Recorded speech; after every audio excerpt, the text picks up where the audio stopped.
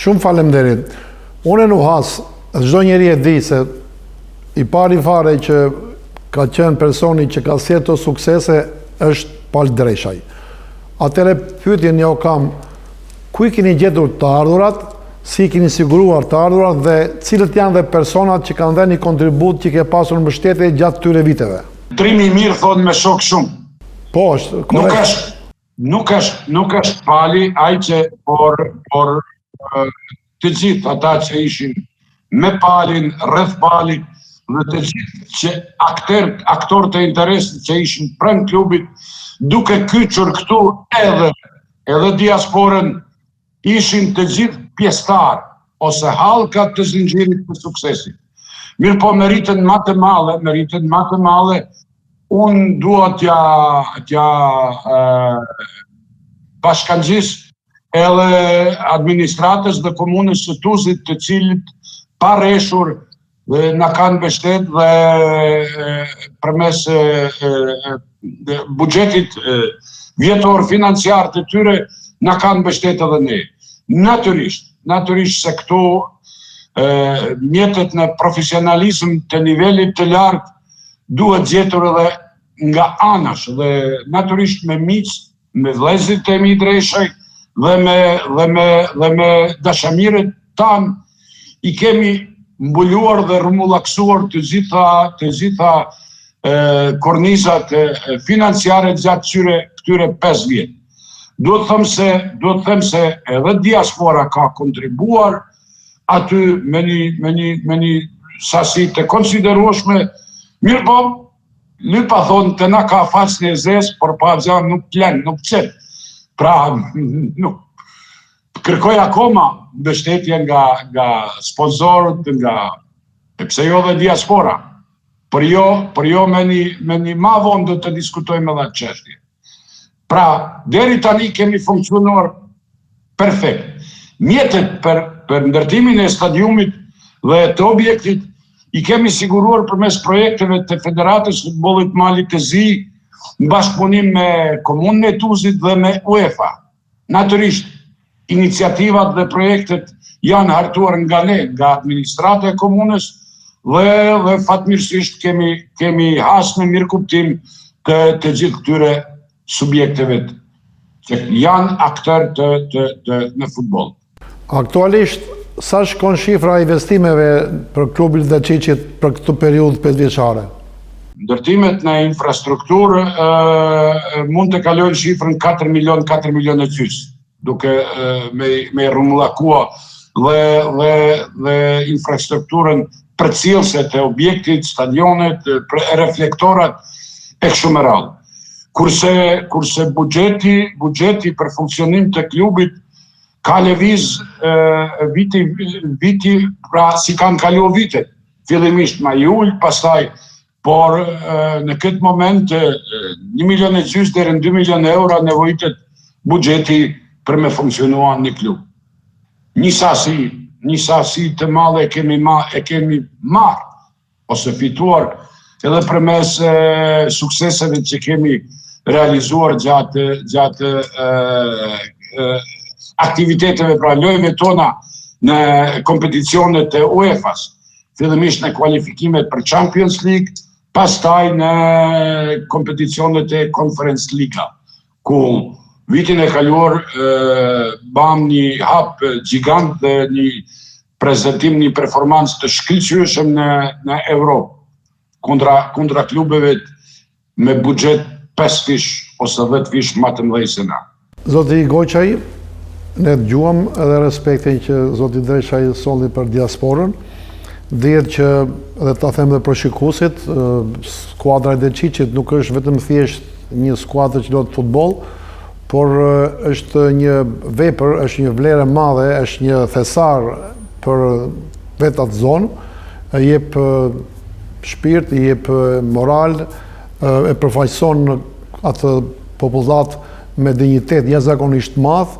Nuk do ta quajja armë, po do ta quajja një mjet i fuqishëm për mos asimilimin dhe për propagandimin, për përfaqësimin e shqiptarëve në normalizim me shumë dinjitet. Është gjë më mrekullueshme që është arritur. si e vlerësoni juve si diasporë dhe çfarë do të bëni që edhe në të ardhmen zoti Dreshaj të jetë diaspora afër siç keni qenë për fushat tjera edhe për këtë fushë, pasi kjo është një fushë që është shumë e ndjeshme si punë e xhambit futbolli. Skuadrat ke parasysh si bien, si ngrihen, do të jesh gjithmonë pranë. Se duan ata janë si puna e mullirit që han për ditë. Ashtu janë ato të ardhurat, duan për ditë ti paguaj, ti ushqej, ti suportoj me veshje, me tëra gjërat. Po, siç shpjegova edhe Pali pra gjendjen e klubit Deçicit, përderisa këta të vazhdojnë me punua si kanë vazhduar deri tash për krahjen e diasporës, mendoj se do të kenë 100%. Ashtu që për krahja e diasporës nuk ka mëgua, as nuk do të mëngoj, as në të ardhmen. Mjetët që i cekë pak ma parë, nuk shkojnë huq, sepse në këtë klub, pra punojnë, pra janë të punësor afër 70 vetë, 70 punësor. Prej tyre afër 60 janë nga Malësia që mbajnë familjet e veta. Pra është një sipërmarrje e madhe që i sjell benefit vendit Malësisë. Klubet profesionale dhe ata që duhen të merren me futboll në mënyrë profesionale, ata duhet të gjejnë rrugën dhe mënyrën që të jenë të qëndrueshëm në pikpamje financiare të pavarur. Pra mos ka nevojë me dalë me lyp, se është shumë e vështirë ashtu. Dhe ne fatkeqësisht nuk kishim një imazh apo një background të mirë deri para 4-5 vjetësh. Dhe ishim në fund. Ne jemi duke kërkuar ta shtigje që klubi të jetë i qëndrueshëm dhe të ndihmojmë komunitetit, jo të shpenzojmë komunitetit, jo të jemi shpenzues, por të jemi subjekt që do t'i sjellin të mira Malësisë. Dhe shpresoj se dhe ky është edhe një objektiv i yni në këtë mandatin tim 4 vjeçar. Meqense jemi tek objektivat, edhe meqense Toni ka dhe një përgjigje për diasporën në mënyrën se si do të ndihmojë më shumë skuadrën e Deçicit, cilat kanë qenë ato objektivat kryesore dhe a i keni realizuar, a je kënaqur ti si president, në çfarë mase je kënaqur që janë realizuar ato dhe çfarë do bëni në të ardhmen? Po, unë pak parë u përgjigja në këtë pyetje, pra të gjitha objektivat që i kemi përcaktuar, i kemi realizuar. Natyrisht janë disa objektiva që janë konstant, pra gjithmonë janë në qarkullim dhe në lëvizje. Dhe ajo është krijimi pra i akademisë, pra zhvillimi në ngritja në nivel më të lartë të akademisë, shkollimi i kuadrit që ne këtu fatkeqësisht kemi trashëguar. S'kemi trajner, s'kemi menaxher të arsimuar e kështu me radhë.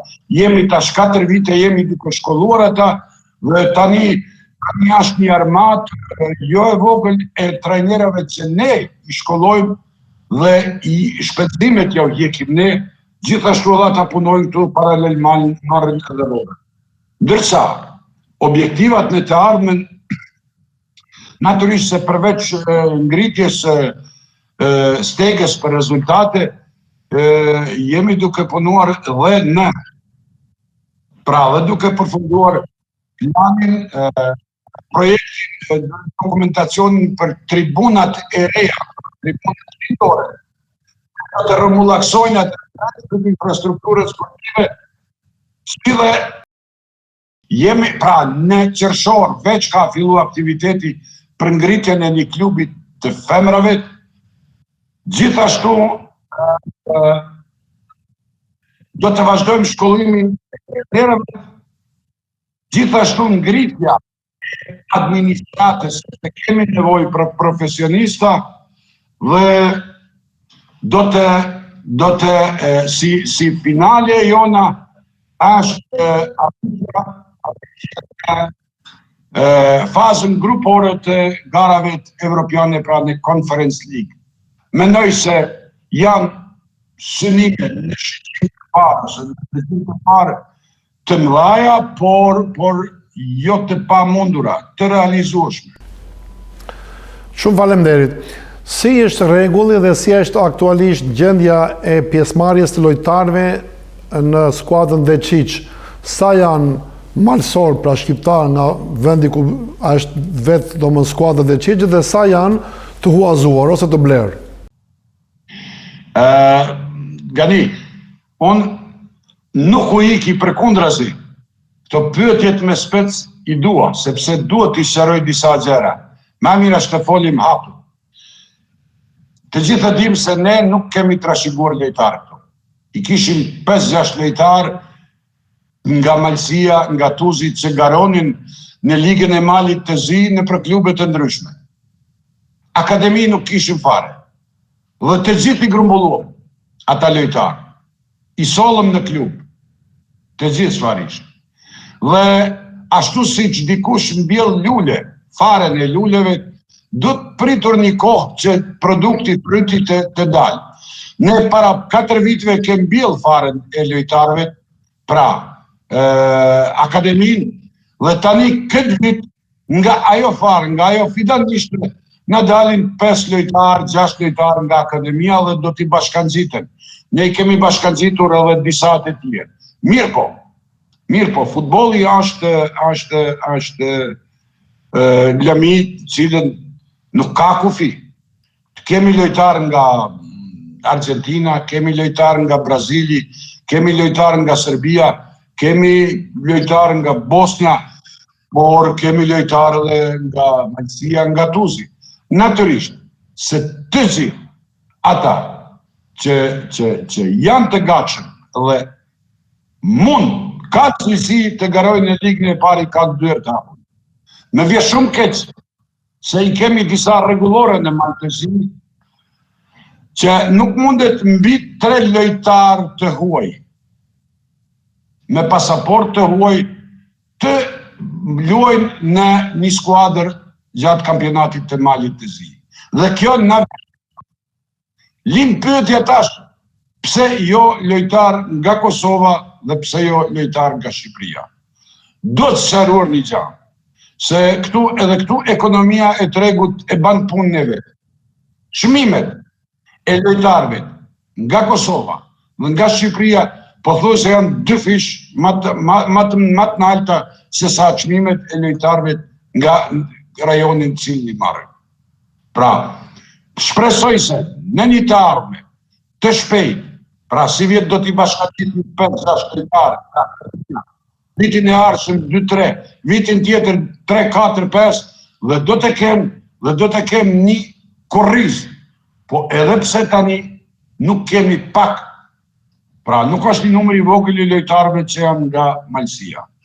Për këtë, mos të bahen marak sepse kem një fidanishtë të jashtëzakonshëm që janë duke punuar mirë dhe shpejti do të rriten. Ne mustecet fëmijëve nuk mund ja u bajmë për kryenatët që thonë. Duhet pak të kaloj kohë, 4-5 vjet që të krijohet lojtari. Kisha dashur edhe një detaj. Kam pasur dhe kanë ardhur edhe djemë të rinj nga Amerika të provojnë fatin e tyre. Ne jo kemi hapur dyert. Mirë po, futbolli profesionist është i pamëshirshëm. Aty luan ai që mendojmë se është më i miri, më i përgatitur. E kam një problem se djemtë e rinj nga Amerika, që janë studentë dhe praktikojnë futbollin, dhe me praktikim të futbollit shkollohen atje, e paguajnë shkollimin që nuk është i lirë. Ti sjelli këtu, pra në Tuzë, dhe mund të ndodhin, është shumë specifike, mund të ndodhin një dëmtim, mund të ndodhin që nuk ka sukses, mund të ndodhin që se ka momentin, ai humb atje dhe shkollimin dhe humb edhe karrierën këtu. Dhe është shumë vështirë ti thuash prindit, sjellë djalin se është më mirë. Nuk e di si është më mirë. Është më mirë që të shkollohet atje dhe pas shkollimit të provojë këtu, apo të luajnë si bigjos. Pra të luajnë si bigjos dhe të vinë të provojnë fatën ashtu. Unë ashtu s'mund i garantoj asnjë anit se do të luaj. Unë mund i garantoj se do të ketë trajtim të barabartë dhe do t'i kenë dyert e hapura për të praktikuar futbollin.